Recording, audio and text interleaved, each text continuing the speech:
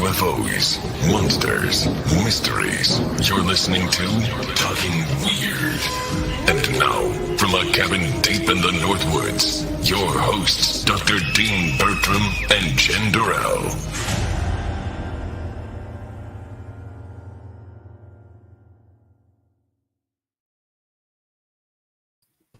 Well, hey, baby. Hey, baby. How is the show me state, the great state of Missouri, tonight? The state of Missouri is very hot and humid.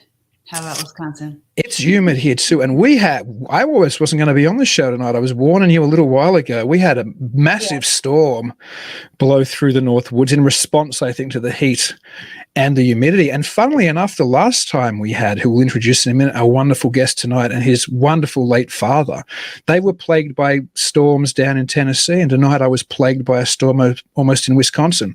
My lights were going on and off. The house was shaking from the thunder. The wind was whipping, but I'm here. So that's all good.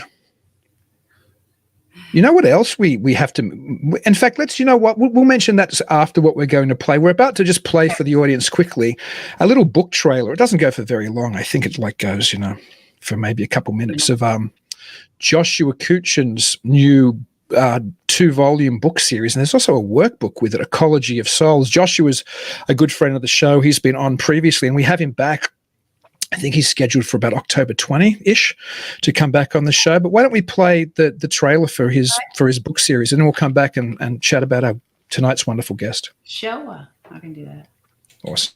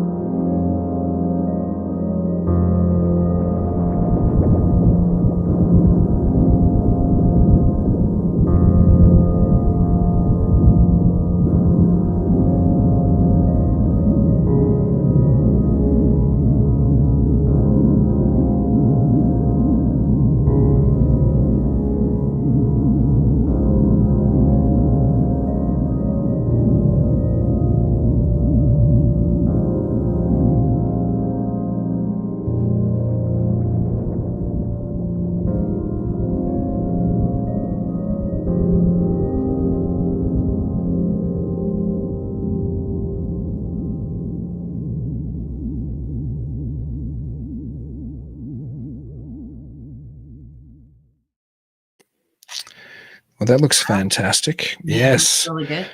Joshua is definitely one of the brightest minds in the field today. And we're going to be doing on my new show, which is my Weird Library now. It's about to become Mysterious Library when that jumps to the Untold Radio Network, along with Talking Weird in the last week in August. We're actually doing Joshua's new Ecology of Souls books as well on that show. But again, we're having him on the 20th. But speaking of brilliant minds and brilliant young minds, I'm super excited to announce tonight's guest, but I just realized before we do, you did a big paranormal investigation. I think you were going to announce next week's guest. So let's do that up front, and then we'll jump straight into to the show tonight. Yeah, I did an investigation at the McIntyre Villa in Atchison, Kansas, and our guest next week is the owner, Miss Stephanie O'Reilly. So that should be pretty interesting because she's got some very fun and scary stories at the same time of that location. So, and you guys might have some clips to share or something as well. I'm hoping so. I'm still searching through some of my items, so we shall see. Well, we can deconstruct that entire investigation and the location next week, which I'm really looking forward to. But I've wanted to have tonight's guest back on for a long time. Last time he was with us, he was with his father, the late Johnny Henderson, who was a wonderful man, one of the, I think, most loved people, in the field. I never heard a bad word about him. He was always the most polite gentleman, and I loved every engagement I had with him, and I didn't have enough, and he was gone way too soon. But his son is a wonderful human being as well. He's the owner of the Cryptid Studies Institute. He's the host of the YouTube series Nightmare Nuggets of Cryptid Terror, and has been engaged in the cryptid field since 2002. Obviously, because of the tragedy with his father, we haven't seen a Nightmare Nuggets of Cryptid Terror for about a year, and a new one just dropped, the Braying Beast of Indian Mound, which is fantastic. And we'll put a link up in the notes so people can see it. But we'll be talking about that tonight, as well as some of his other work. And when he's not editing or creating the latest Nightmare Nugget documentary, he enjoys active research in the field. He's been a public speaker since he was 11 years old, and it shows. I don't think I've spoken to almost anybody of his generation these days who is as eloquent in his speech as tonight's guest is. And anyway, couldn't be more delighted to welcome back to the show Elijah Henderson.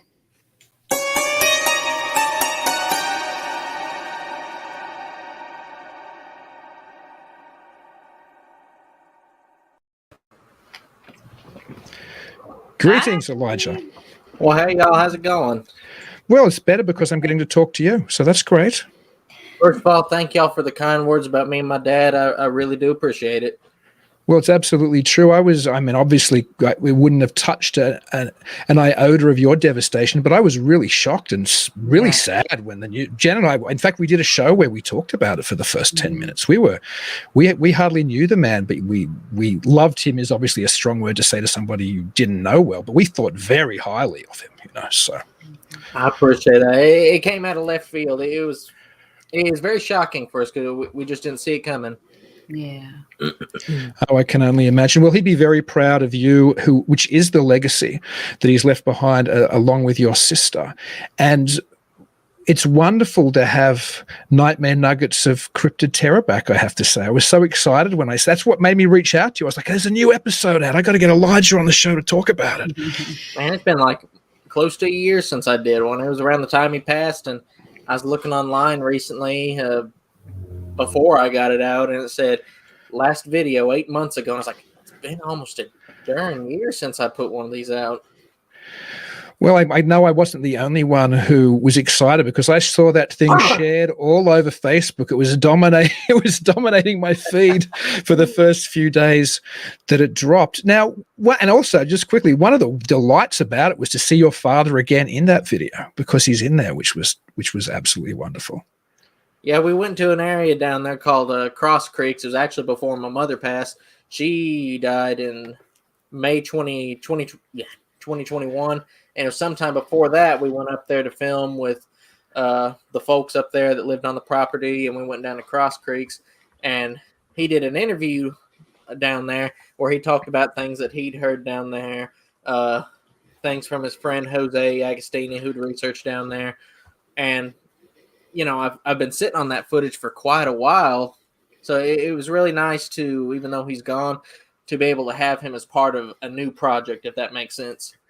Oh, it absolutely makes sense. And we'll talk about the couple who are in it a little bit as well, Lewis and Beatrice, because their stories are just absolutely riveting. But can you give the audience a little bit of a background on Indian Mound, where it is, some of the legends surrounding it, just to set the tone before we move into the conversation for those who haven't seen it? Well, Indian Mound, Tennessee is in Stewart County, Tennessee, and it will kind of make sense to people why it has Bigfoot activity, because it's about 27 minutes away from Land Between the Lakes, which, in the southern portion of Land Between the Lakes, you got Dover, Tennessee, and you get your Bigfoot activity in the southern part of LBL. So all this is very close by to each other. I guess I've heard probably most of my life of things going on up there. I've known Lewis and Beatrice in my entire life. They knew my dad and my mom before I was born, so they're basically like grandparents to me. But they've been on that property for about 16, 17 years up in Indian Mound, Tennessee, and it took them a few years to really realize something was going on. But when they did, they were on fire for Bigfoot. Watching documentaries, reading books. They weren't really into the idea of Bigfoot at first, and then the lady that lived there, Beatrice, she had a trash can full of dog food, and she had it, I think, up close to the house. Or no, I think it was somewhere on her property, not far away from her house. And it was full of dog food for her dogs. And at night, she was hearing something come up behind her trailer and sounded like something was beating on the back of that trailer. And she's like, well, what is that? Is there somebody out there? And, she didn't know what was going on. And she was like, that's something behind my trailer up there. And, later she realized that she'd moved that can of dog food. She was noting to herself that, man, these dogs are eating a lot of this food. A lot of that food was disappearing in that can. And she moved it. And then that beating on that trailer started. So she thinks that something got mad that she moved that food source, because it was probably eating out of it. And it got mad and it was, hey, bring that back over here. But, that's they've been having stuff going on there for years and years. We've heard cow sounds up there. We've, as the title suggests, heard sounds of a braying donkey up there where there is no donkey. There hasn't been a donkey up there for years. Tropical bird sounds, tree knocks, just anything, whoops, roars. It's been a very active area for us. And down in Cross Creeks, where me and my dad were filming, we were up there late one night with a friend named Nathan Davis researching. And I think he even said it in the video, but up around that big pond where I was filming him, and it was up against the background, we went up close to that pond, and a big giant rock flew out of the woods and landed in the water there. And we actually got it on footage, but it's on Nathan's channel called Chasing Night Shadows. I forget which episode it is, but if somebody wants to go hunt it down, it's on that channel. But yeah, a lot of interesting things up there. There's a lot of stone throwing in that story, right? There's that story. I know your father also tells a story about like a skull-sized rock throwing through the trees and the woods at him and then hitting a pile of leaves. And Lewis and Beatrice both talk about their house regularly and their dogs regularly being pelted at with stones. So whatever's there seems to like throwing rocks at people and animals. It certainly does. Their driveway, they got a creek down the road from them, and they'll bring like a backhoe down there and just scoop up a bunch of the creek rocks and spread it along their driveway and, make their driveway with that. And they're always finding, rocks just sitting up on top of the layer of compressed stone. And they're like, well, I didn't set this here. And they'll just throw it out of the way so they don't trip on it or anything. But all the time there's just unusually placed rocks sitting around, and yeah, plenty of stone throwing.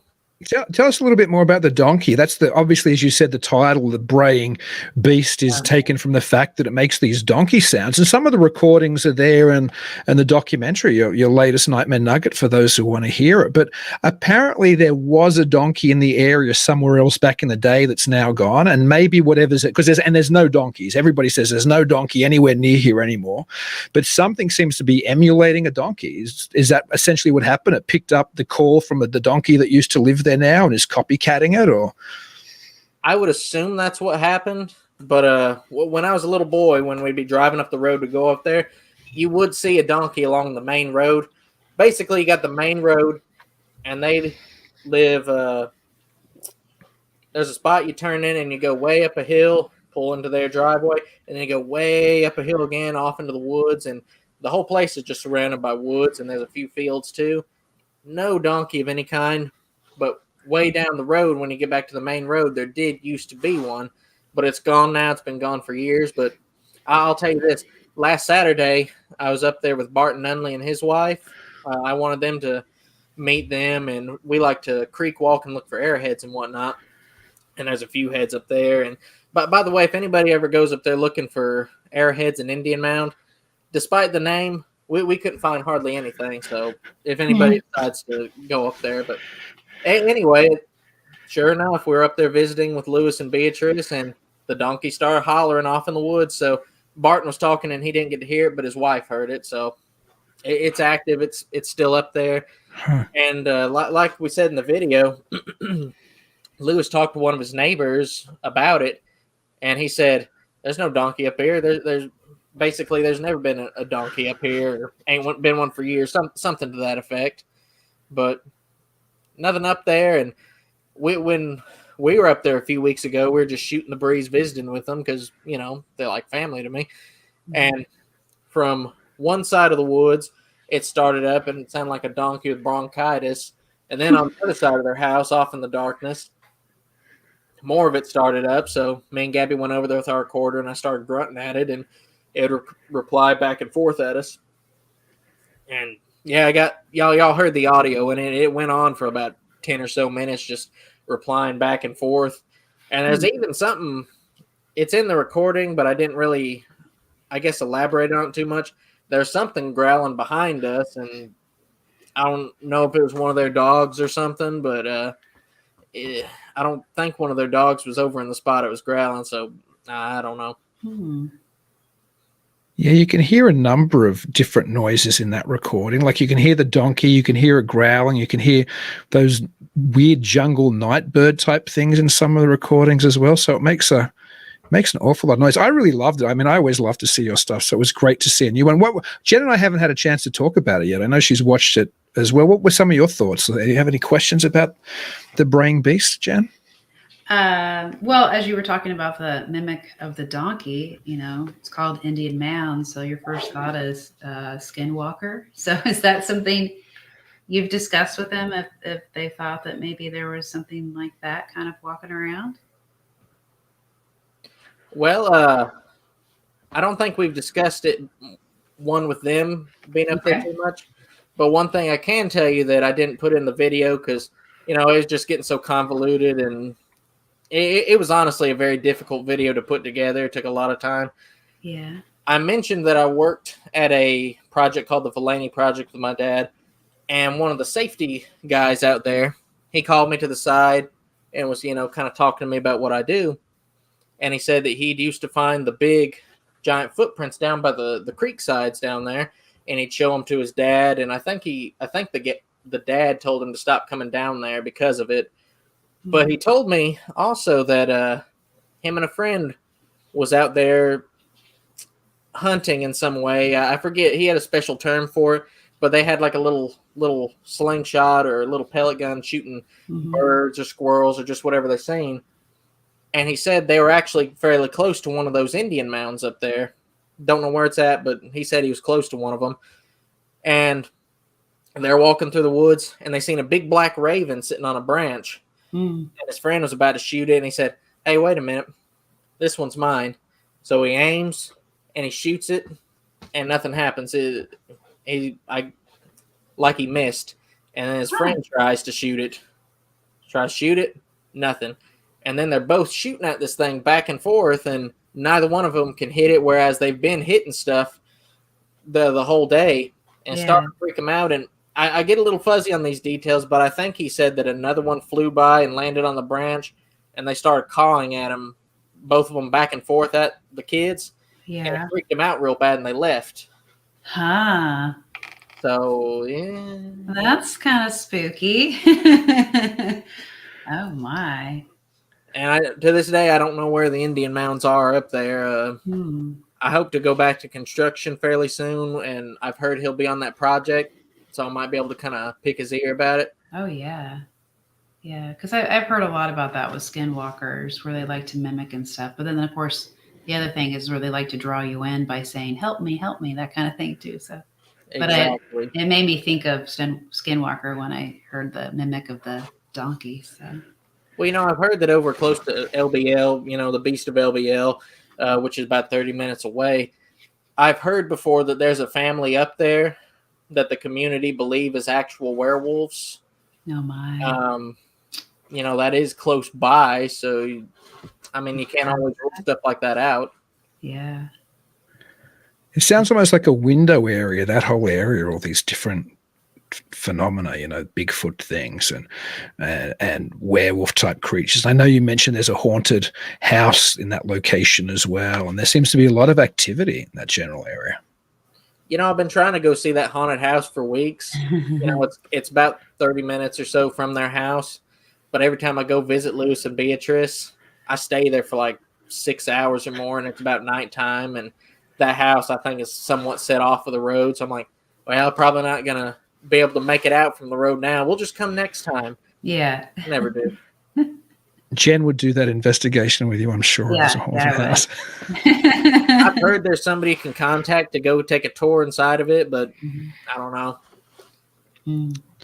Gosh, it's interesting too, the animal thing, the crow or the raven story that you told, because in lots of traditions, as well as obviously in American and Native American folklore, but also in fairy tradition and a number of things, there's often the idea that these things can, as I think Jen was implying, shift into animals, or that strange animals are related to paranormal phenomena. So yeah, that raven story definitely seems to be part of a broader and longer tradition of weird manifestations intersecting with weird animal sightings.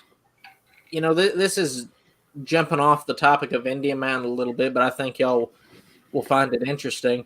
I actually heard today about a gentleman. He actually he's an actual doctor, but the story was something like every day he'd leave from work on the way back home, he kept seeing this really old, haggard Indian woman, Native American woman, stand on the side of the road.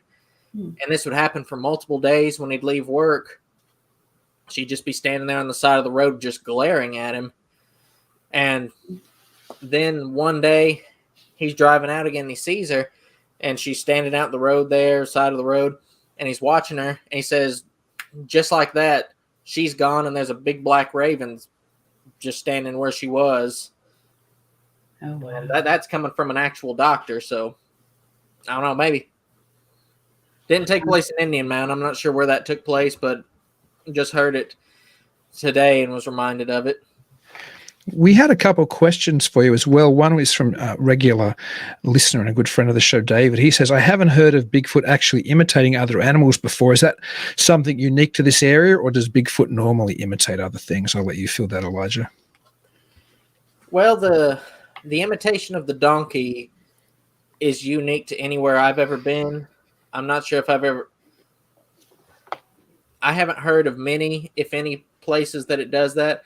I think I seen a comment on YouTube where somebody may have been implying that around their area it would bray like a donkey too, but that seems like a fairly rare phenomenon. They imitate owls. Now, I will be honest, I haven't quite figured out how to identify the regular owls from Bigfoot imitating them, but I think they're usually a little more deeper in nature. I've heard them imitate cows before. They imitate a lot of things. It's not just an Indian Mound. It is a phenomenon that goes around. They talk about it in YouTube videos every now and again, but it does happen, I've heard of coyotes are a popular one as well. Of course, then how do you distinguish a coyote imitation and a coyote? You used to hear that on shows like Finding Bigfoot. They'd be going, is that coyotes or is that Bigfoot replicating a coyote? And Mothman 46, another regular listener and good friend of the show, said, I've heard of Bigfoot imitating an owl. I have to tell you a funny story. I live rurally, and my daughter watched she loves Monster Quest and all of these things. None of this stuff bothers her. She's only 6. But we watched your video together, the braying beast the braying beast of Indian Mound. I almost said the braying beast of Bray Road. We were only talking about Bray Road before. And the other day you hear, like, we have horses nearby, which you hear more often, and occasionally you can hear a cow, because cows are, there isn't cows on top of us, but there's a dairy farm kind of behind us. So sometimes you hear a cow. Anyway, we heard one the other day, and she said, "Is that a donkey? Is that a Bigfoot being a donkey?" You never know. Yeah, I was like, I think it's a cow, sweetie, but and there's another question here for you, Elijah, from Nancy, another friend of the show and regular listener. How much echoing is there in that area? I think meaning where the donkey sounds are in Indian Mound, and could some of the sounds, braying, etc., be from miles away or caves? I honestly don't think so. Now, there are caves on the property. There's 1 or 2 caves in the area, not on Lewis and Beatrice's property. It's on the people who, on the outskirts of their property that other people own. Y'all may have heard that in the video that we went down, we're trying to go toward a cave one night and we got run out by something. But that cave there, it's a big giant rock face. And it's a very slim entrance, but you can actually crawl in on your belly, and then it opens wide up.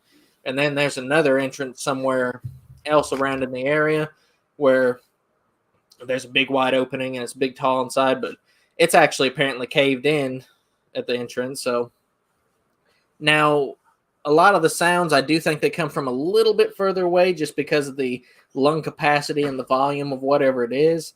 But you can kind of tell which directions they come from. Sometimes they'll be close toward the neighbor's property, or you'll hear them. They just come in all directions, honestly. And you can tell sometimes they're closer than other times. You can hear them off in the distance. You can tell there's something that moves around the area, so to speak. You know what I mean? Mm-hmm. Now, I mentioned before it felt very much like a window area because of all the different weird things there. What's your take? I know we talked a little bit about this last time you and your father was on, but for those who weren't watching and listening then, do you have a sense that some of this is paraphysical or supernatural, or do you think it's just physical, like cryptids or physical animals, or do you think it's somehow a combination of the two? What's your take? Well, I'll be honest. Anything of the Bigfoot nature, I've always felt, that it was something physical out there. That there seems to be something that affects the area. It's always almost felt like a family of big feet in the area, so to speak. They've just always been there, always making noise, pushing trees over. Sometimes the dogs get too close to them and it'll throw rocks at them or growl or bark at them or whatever. We've gotten audio recordings. Well, actually, it was Lewis and Beatrice that got recordings up there of something just sounded to me almost like Godzilla, just roaring back at the dogs. It'd bark and it'd roar back at them. Really honestly sounded like Godzilla. It was in the video, but I edited out the dog because it was very loud. It was up against the recorder. But I've always got the impression it was just some physical creature out on the property. When we got ran out by that thing, something came through and broke that big giant cedar limb that we found the next day. You can smell. We've been up there and smelled like, that kind of ammonia pea smell before. Found footprints up there. I want to say that we found something kind of like one, the cedar balls that people find sometime of the cedar shavings that are kind of weaved together. We found something like that up there once, and it was intertwined with a lot of hair. And actually, I was trying to think of where to include this anyway, but Lewis and Beatrice actually have a big clump of hair from something. I didn't include it in the video. Like I said, it was very convoluted, and I got so far along, and I was like, I didn't put that picture of the hair in. But they found it about 10 or so years ago. If you recall, Lewis was saying he's seen something going through the woods with a reddish orangutanish hair. I do remember. This is the same color as that. It's that reddish hair. And they found it stuck to the top rung of a barbed wire fence.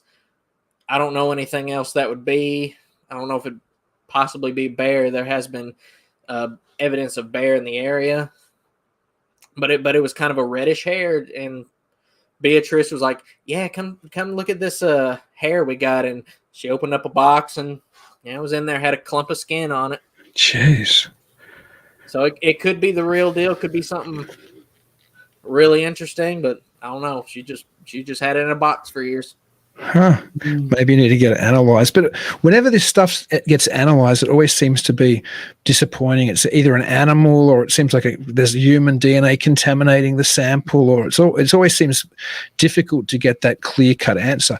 On a slightly related topic, because we're talking about Bigfoots being physical beings, Nancy asks another question. Have you noticed Bigfoot migration? So do you think the things live there permanently all year round, or do you think they move somewhat? It's a little less active in the summertime up there. I've always kind of chalked it up to it's really hot and they might be hanging out in the cave trying to stay cool. But you do see a difference in activity between the cooler months of the year and the hotter months. You don't get as much activity. Usually we'd always go up there in late October, early October, and do our research up there. And in fact, that's probably a reason why I have a red meat allergy today, because I got up in there and got into a nest of seed ticks and got between 1,000 and 1,400 bites all over me. Oh my goodness. Yeah, and ticks carry a co-infection from Lyme disease. It gives you a red meat allergy. I have that. My dad had the actual Lyme disease. He got about 700 to 1,000 bites on him. Wow. Whoa. It was so bad, y'all, that you couldn't get them off. You just feel them writhing around in your socks, and you just have to deal with it. It was horrible. You'd look at your sleeve, there'd just be a bunch of them just going up your arm. Oh my gosh. And there's nothing you could do. But goodness me. Yeah, it's bad. That's the side of cryptid investigations that people don't talk about. They worry about the Dogman getting you or Bigfoot chasing you out of an area, but maybe the real danger is the ticks and those type of little bugs, things like that carrying disease. More than likely, Bigfoot won't get you. More than likely, Dogman don't get you. But the ticks will get you every time. Gosh. Speaking of Dogman, we touched a little bit on your idea that Bigfoot's probably a physical creature. What's your feeling on Dogman? I love the Dogman you have standing behind you, the model, but do you think that is also just a physical cryptid, or do you have a feeling that maybe that crosses some other paranormal boundaries or ticks some other paraphysical boxes? Well, I guess I should back up with Bigfoot too, because to include everything. I think in a lot of cases, you do have sightings of a physical, literal creature that's there, be it Bigfoot, be it Dogman.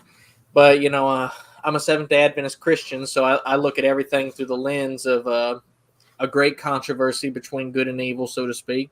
So I think a lot of the sightings people have of Bigfoot and Dogman are something supernatural. If they see it just appear out of nowhere or step out of a portal, I think that's probably what you're dealing with there.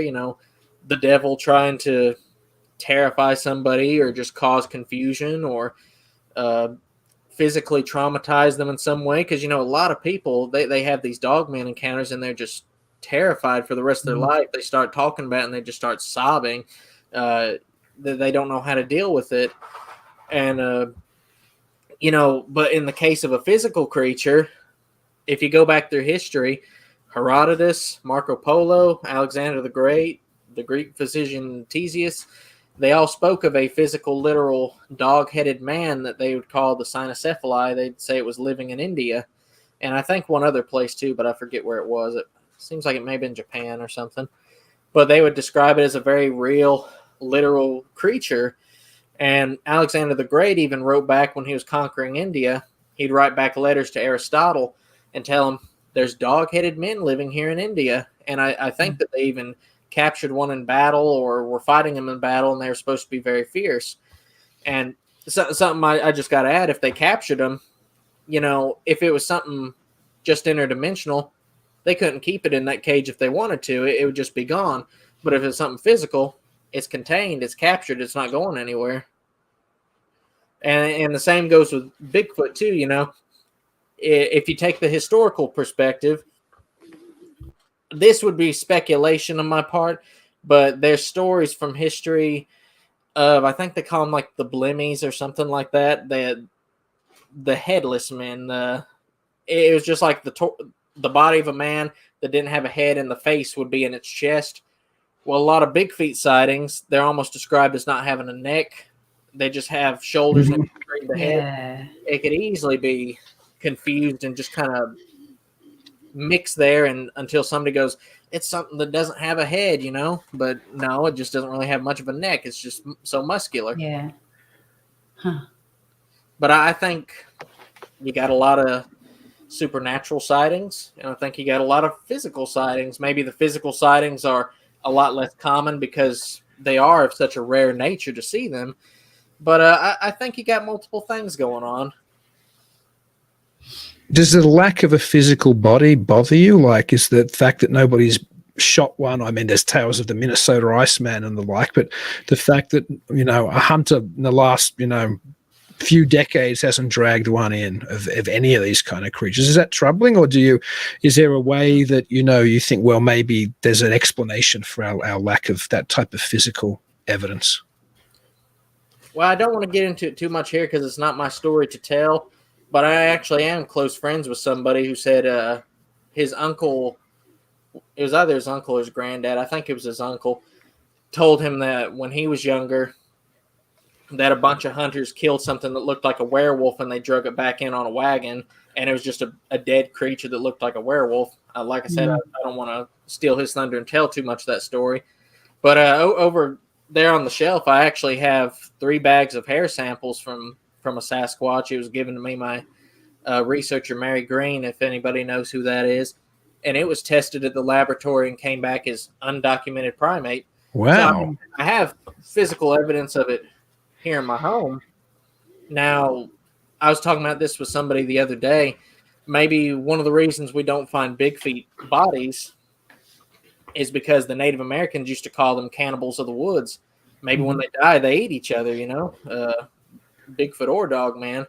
You know, we know absolutely for sure that there's black bear in the woods, but how often do you find the dead body? Yeah. It's pretty rare, you know. And if these things are stealthy and sort of camouflage, you know, so to speak, then maybe there's a reason why hunters haven't found one or too many of them yet. And then if you want to go into more of a conspiracy route, supposedly the government covers up a lot of stuff like that, where if you've seen one or had too good of a sighting, they cover it up. Huh. Mm-hmm.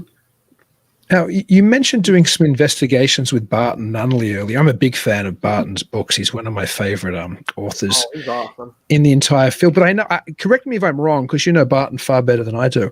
But I believe there was a period, or maybe it still is, where he wanted to go out and actually physically capture or kill a dogman. Is that correct? Or yeah, that's correct. Whenever we go out with him, he's kind of a naturalist with that kind of thing. He has a lot of very sharp swords that, you know, you've heard lots of stories of them being shot and nothing happens. But I think his mindset may be, you know, if I can get close enough, if I can chop it with a sword and see, you know, make a big old cut in it or a wound or knock part of a limb off, you know, this is physical. It can be killed. Mm-hmm. You know, if I shoot it, there may not be it may fire off into like a very thick chest bone, or, you know, but he does he does go out protected with swords and whatnot. And if he goes to LBL, he makes sure to bring all those weapons with him. He carries a spear with him. You know, he says, runs at me, I can keep it at arm's distance with this thing, and I can swipe at it with one of my swords here, you know.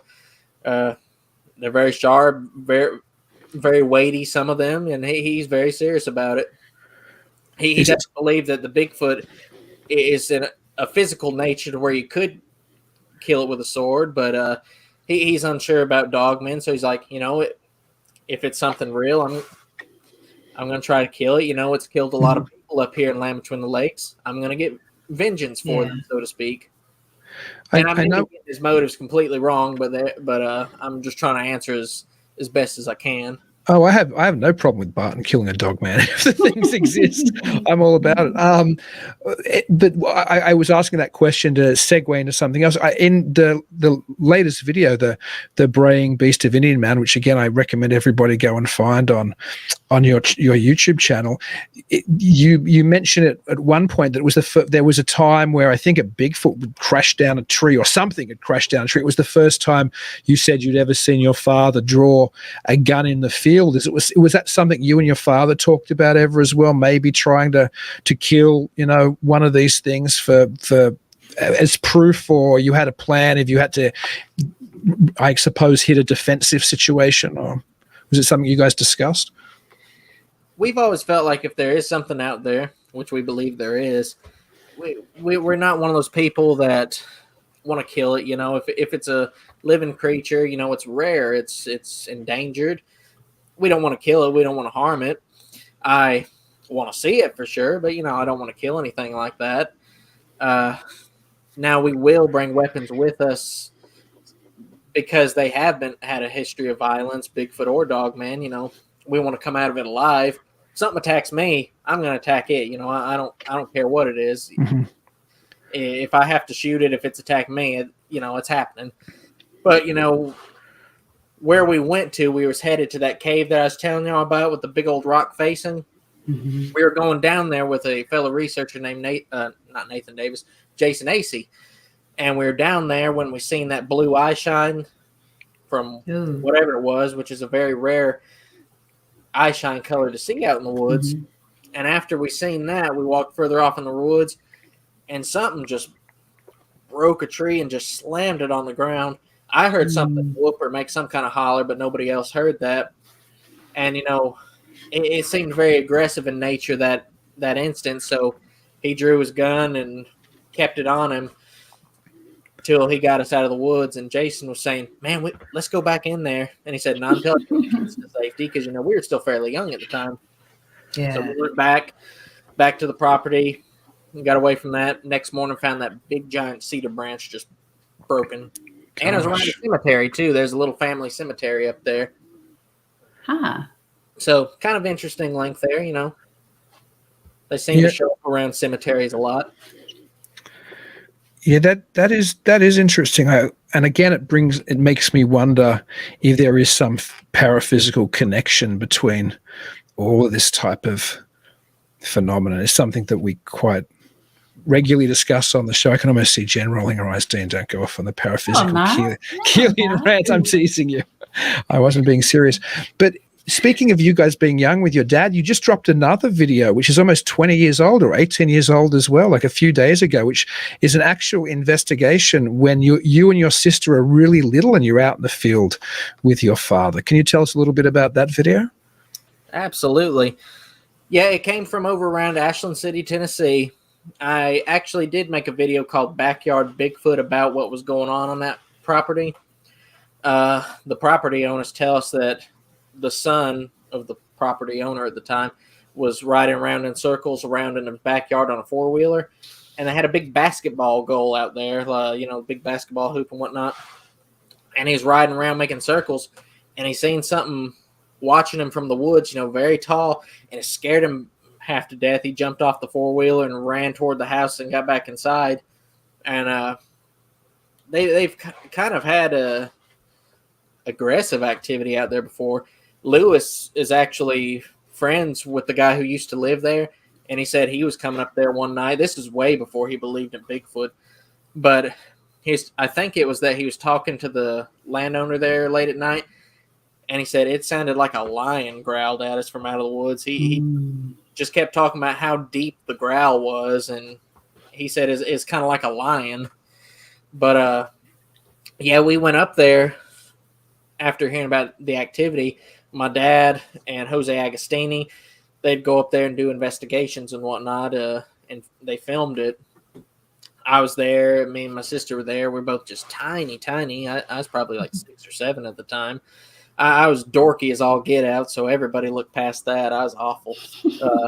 It's cringe for me to watch it, but but yeah, they had a lot of interesting activity out there. in the video, you can see a lot of the X-shaped patterns with the cedar trees and whatnot, and we even found one of those cedar balls up there, and I think in the video, my dad said it smelled like ammonia, like it'd been peed on or something. But, yeah, it was a pretty active area, and I heard some more encounters from the gentleman fairly recently that had, I'm explaining this very poorly. The gentleman that was riding around in circles on his four-wheeler, Lewis was telling me that he's seen him fairly recently, and he had a couple of more sightings, but I want to get more acquainted with those stories before I repeat them so I don't mess them up. But, yeah, in the video, we found like the skeleton of a horse up there, and I think I still got pieces of that skull around somewhere if it hasn't broken down by now, but we brought it home. And, yeah, I forget everything, honestly, that went on at that house, but it was a fairly active location. And my cousin Wanda actually in Ashland City seen a Bigfoot crossing the road in the middle of the night. She was going to school. And this was actually before we even researched Bigfoot, before we even had any encounters at Werewolf Springs or anything. She seen it crossing the road, had a dead deer slung across its shoulder. Excuse me. And it just crossed the road, and that was that. And that actually helped. I heard that was one of the things that got my dad involved in Bigfoot research. And then we had an experience at Werewolf Springs, and that, really cemented it. What was the Werewolf Springs experience? Well, when I was little, around 2001, 2002 or so, we used to go camping at this park in Montgomery Bell. That's what it was, Montgomery Bell State Park. It's in Dixon, Tennessee. On the backside of the park, they have an area called Hall Springs that has been nicknamed by the town Werewolf Springs. So we're camping down there one night, and the ranger comes around and is inviting everybody to come watch a documentary called The Legend of Werewolf Springs. And it detailed that on the backside of the park there's a railroad that runs along the park. They say that in the late 1800s, a circus train was coming through the area. I've heard it was for the Corn Hog Circus. It derailed, and they're carrying a lot of animals in their boxcars. They busted open, and they're able to recapture everything on the train except for a male and female creature, something that was called on their manifest either a wild man or a wolf man of Borneo, and they weren't able to recapture that. It just went off and did its own thing. And following that situation there would be people that would describe encounters with an actual werewolf in this part of Tennessee. There was a landowner and a farmhand bringing something home in a wagon. I heard they're bringing a glass door or something like that in their wagon, and they seen the werewolf along the side of the road in the woods. And, they tried to speed up their horses to get away from this thing, and started chasing them. They speed up their horses a little more, and it started chasing them, and it's faster. And it eventually started climbing up into the back of the wagon. And they both realized, we're not going to get out of this alive. So you go left, I'll go right, and we'll just see how that pans out. So they jump off the wagon, go left, go right, and the landowner runs and hides behind a big old fallen down tree that's on the ground. And he's listening to the sounds of his farmhand just being torn apart and killed. And there's been multiple supposed fatal encounters with the werewolf of Werewolf Springs up there, but I won't go much further into that. We, as a family, went up there. We found out where the area was, and we thought at the time, it was just a misidentified Bigfoot that, we didn't know anything about Dogman at the time. So we went up there. And Werewolf Springs, how it's situated, where you park, there's a big iron gate, and you can walk around it. But it's like one trail that goes off into the woods, and eventually it'll branch off. It forks off. But we were going down that trail, and there was some grass pushed down along the left-hand side of the path. It looked like something had been walking through there. And, we decided to jump off the path and go that way. We go a little further, and about shoulder height, there was a branch is twisted off, which is a Bigfoot trait. When you find branches not snapped off, but they're actually twisted and broken. Found one of those. We go a little further, and we find another anomaly. On the ground, we found a bunch of turkey feathers, but they're kind of laid out in a half circle. Kind of looked like something been sitting down and just kind of plucking plucking out turkey feathers and just laying it around itself in like a half circle. And after we found that, some bad weather kind of started moving in a little bit, started getting a little bit darker, and the ladies had to answer the call of nature, went off to relieve themselves. After that, the wind started picking up, and the train came along the railroad along the backside of the park there, and it started blowing its whistle. When it blew its whistle, something started howling in response to it, and it sounded like an 800-pound wolf. I mean, seriously, you could feel the sound just rattling and shaking in your chest. It would vibrate you, and it was absolutely terrifying. I was like 5 years old at the time, and it just about traumatized me. And we got out of there. I actually pretty distinctly remember my cousin running out of the bushes, running back toward us, the group. I think it was still pretty green around that time.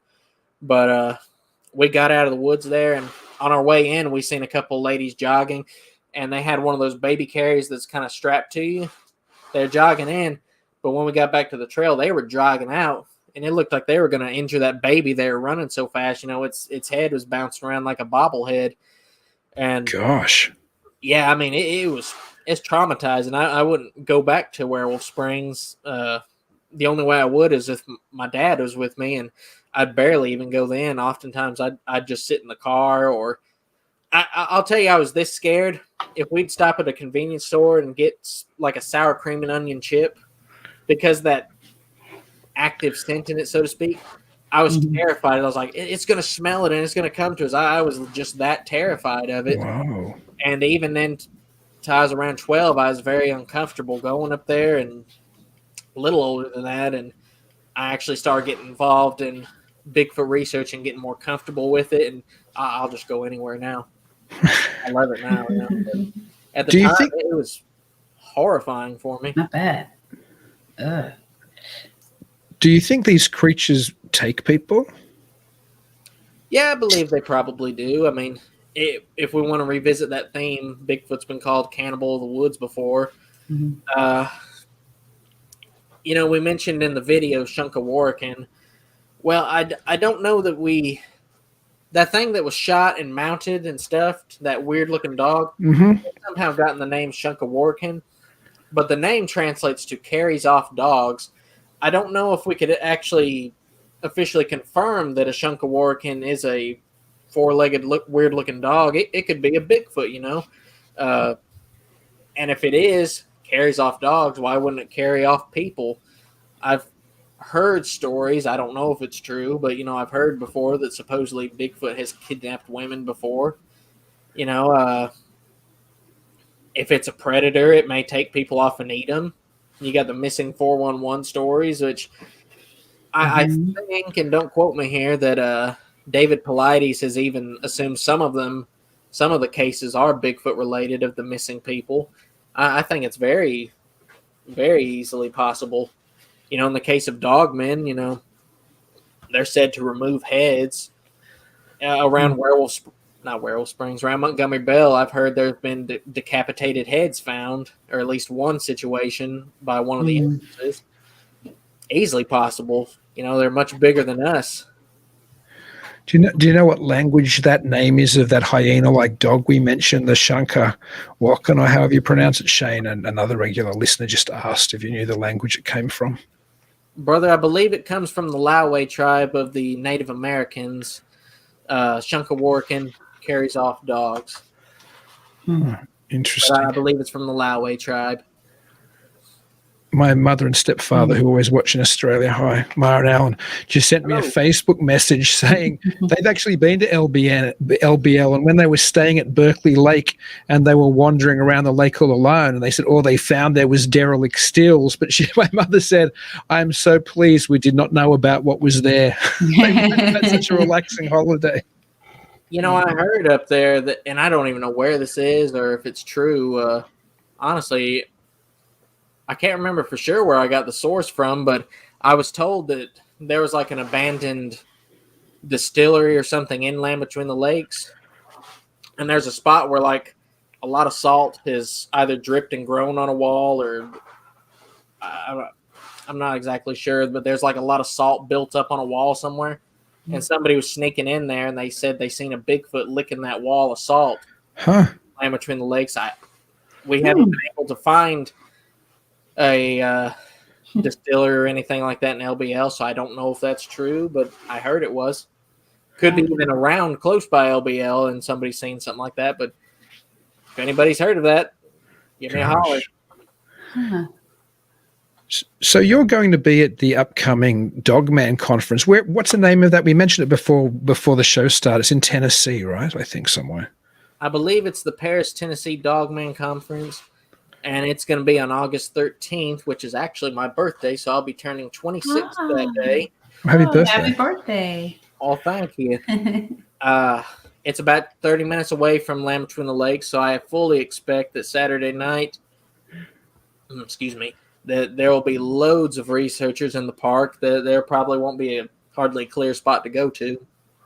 But, it looks like it'll be a pretty good time. You know, Barton Nunley's going to be there. Josh Turner's going to be there. Ken Gerhard, Jody Cook, Nick Valente, D.A. Roberts, and a lot of other folk. Lyle Blackburn. And I'm sorry for the people that I forgot there's going to be quite a bit of people there. Yeah. So hopefully it'll be a hoot. And can people expect a presentation from you? Like, can you leak what it's going to be, what you'll be talking about, if something? I'm honestly not sure how that's going to go down. I've been offered a speaking time, but on the official list of events going down, I'm on a panel at 6 p.m. with a few other people.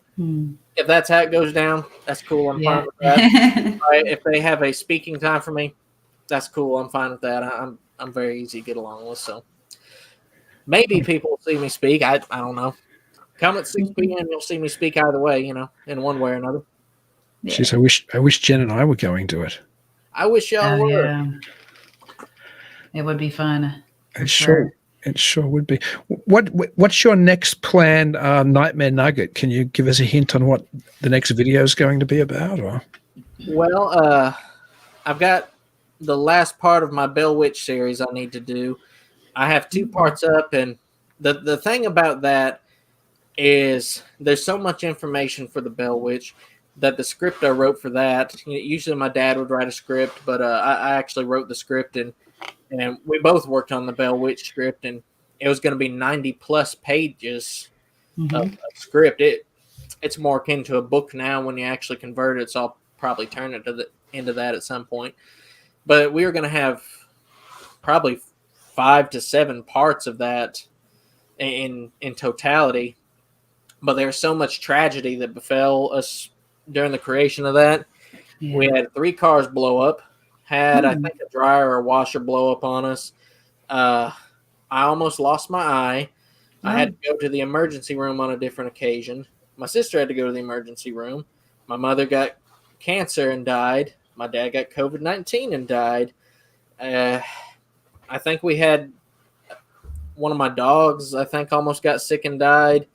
And lots of other stuff happened. Something sat down in the bed with my mom while she was trying to sleep. Something sat down in the bed with my mom and dad while they were trying to sleep. Outside, we have 2020 when everybody was locked down. We were on unemployment. We'd been doing construction, and they'd shut the job down. So every day we were at Lowe's buying lumber, and we were building stuff. You know, me and my dad, we were building walk paths around our property and, decks and whatnot. And my mom loved Christmas. So we built her a outdoor all year round Christmas tree. And we covered some of those wire lights, with the little remote. You push the button and it comes on. And we got those all over the place out there. But the thing is, we kept coming home at night, and these strands of lights were being turned on.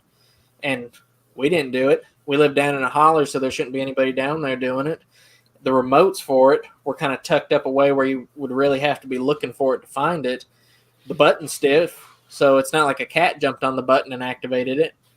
But we kept coming home, and these lights were turned on, and we came home, and there's like 7 strands of these lights on at one time, and I turned them off, and I put out a trail camera to try to catch whoever or whatever was coming down there and turn these on.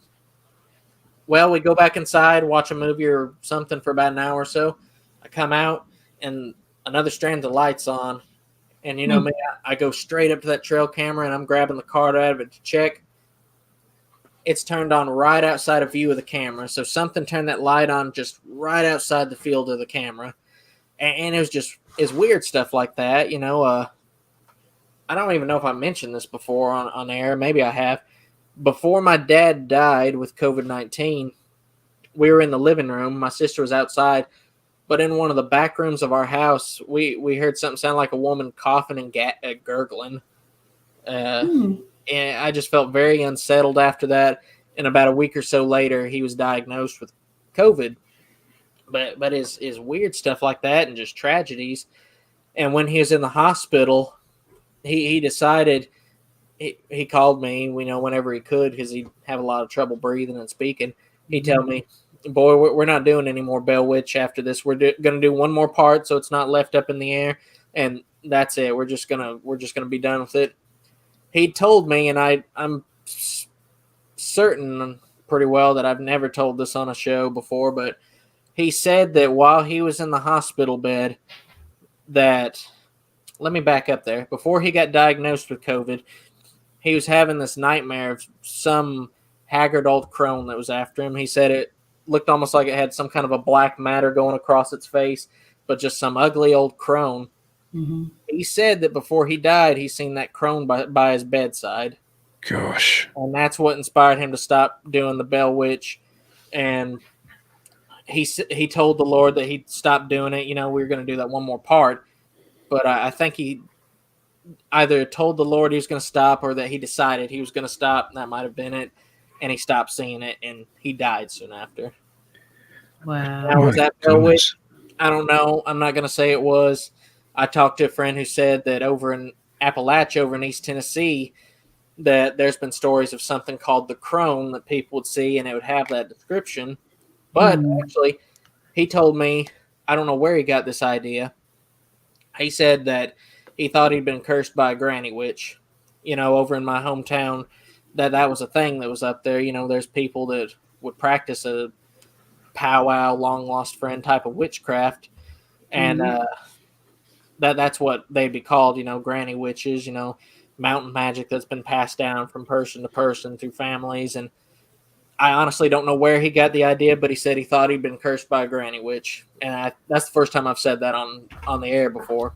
Well, thank you for sharing that with us. Even before you told us the last parts of that story, I was going to ask you, it seems like your family had garnered some type of unwanted, dark, supernatural attention. That's what it was even sounding like before the denouement then. My goodness. Maybe so, but as you can see, there's a reason why I'm only going to do one more. Yeah. I don't blame you. That's the next one if I can. I already got basically a script for it. I got some shooting for it. I'm going to have to go over to East Tennessee to do before I can finish it. Don't know when I'll make it up there. So that's the biggest time delay, so to speak, for me. Yeah. But yeah, that's what's happened with the Bell Witch saga. Long story. My goodness. Wow. I would definitely try to consult with someone to help you at least see if you can release whatever that is that's surrounding, you. You don't want that. Well, interestingly enough, since he died, I really haven't had much of anything happen. It's just me and my sister working, so sometimes bills are tight, but that's about it. Yeah. We've had some car trouble, but, the Lord's always gotten us through it. Something would tear up, and then just out of the blue, a friend, without me even saying anything, would send us $200. And I was like, wow, you're literally an answer to prayer. I didn't even tell them the car was damaged, but it was because of that person that we were able to get it fixed. So the Lord has, I can see him working in the situations, but no, it's nothing like what was happening when we were actively working on it. Okay. Now, when I actively work on part 3, is it going to be like that? I don't know. I'm clinging to the hope that it won't, but I guess we'll see. Well, I think the Lord probably has protected you. Like I mentioned before the show, I know so many people were praying for you and your family. I was one of them through the tragedies you guys went through. So I don't think there would have been many more people that I ever known who would have had so much prayer, positive prayer directed at them, and for their ability to get through the terrible hardships that you and your sister had to suffer. Well, that's why I think that the Lord had a reason for them dying, and that may not make sense to a lot of people, but all the prayers in the world didn't save my mother. All the prayers in the world didn't save my dad. And, I've studied the Bible my whole life, archaeology, science. I know he's real. I know he exists, but I just feel like he said no this time. I believe fully the prayer moves the arm of omnipotence. It's been actually scientifically proven before that prayer does a lot of good. But I just think he just told me no this time, and I think he had a reason for it. And I trust him. I don't like the results I got, but I trust him. Yeah, I think that's a very healthy way of looking at this type of thing, because there is a greater plan that you don't know, that I don't know, that nobody on this earth knows. And sometimes some of these tragedies happen for, non-Christians and non-people of faith get quite offended when you say bad things happen for a reason. But I don't know what I know what the final outcome is going to be in the bigger picture, but I don't know what everybody's final outcome is meant to be. I don't know what part you play in things, I play in things, Jen plays in things, but God sure knows. So yeah. Absolutely. I heard it portrayed once that the experience of man is like one big fabric painting. The tragedy of mankind is that we can always see is the backside of the fabric painting, all the muddy colors, the loose strings, the ugly side. But God sees the picture from the front. He sees the full picture, the beauty, the full plan of salvation. And, if we could just get a peek on that other side, we'd see the full beautiful picture as he sees it. And, we wouldn't have it any other way. If we could see the end from the beginning like he sees, we wouldn't deviate from his plan, because we know it's going in a good direction.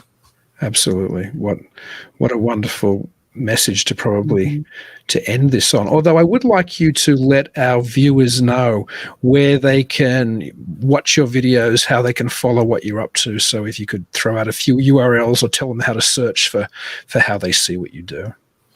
Well, if everybody would go to my YouTube, Cryptid Studies Institute, and watch the Braying Beast of Indian Mound, I'd sure appreciate that. You can find me basically just by typing up Cryptid Studies Institute. If you want to friend me on Facebook, my name's Elijah Henderson. I'm there, so just give me a holler. If somebody writes me, I'll try to get back to you. I have a very bad habit of seeing a message and I'll get back to this in a little bit, and I'll completely forget about it. I promise I'm not trying to be a jerk to anybody. I usually just forget about my messages. But I'll try to get back to everybody. And yeah, I'm on Facebook, I'm on Instagram, I'm on YouTube as my main platform. So yeah, just give me a holler. Come check out my work if you don't mind. Everybody should, because it's always fantastic. Jen, did you have any final questions or comments for Elijah before I sign us out? I just hope when you do the Bell Witch that you have some type of protection just in case. Just my little worriedness after you told that story. I can't help myself. Pray for me, y'all. I definitely will. I'm sure it'll go fine. Yeah. And we're only on this channel, on the Talking Weird channel, until the last week in August. And the final Saturday night, we moved to the Untold Radio Network, the new brainchild of Doug Hychek, the creator of Monster Quest. So once we've made that move, we've got to get you back sometime in the next 6 months to a year, because you're one of my all-time favorite guests, one of the nicest guys in the field, and a complete gentleman. So thank you so much for spending your Saturday night with us, Elijah. Oh, well, I sure appreciate that. And yeah, just whenever y'all need me, you know where to find me. I sure do. And until we chat again, keep it weird. Keep it weird. Have a good night. Thank you for joining us tonight. If you're interested in checking out more episodes, you can find us at talkingweird.com. If you haven't already, please like the show on Facebook Twitter, and Instagram at Talking Weird Podcast. Make sure you never miss an episode by subscribing to Talking Weird. We're available on most podcast platforms and YouTube. And if you do enjoy the show, please leave us a review. Dean and I would really appreciate it. Until then, stay safe and keep it weird.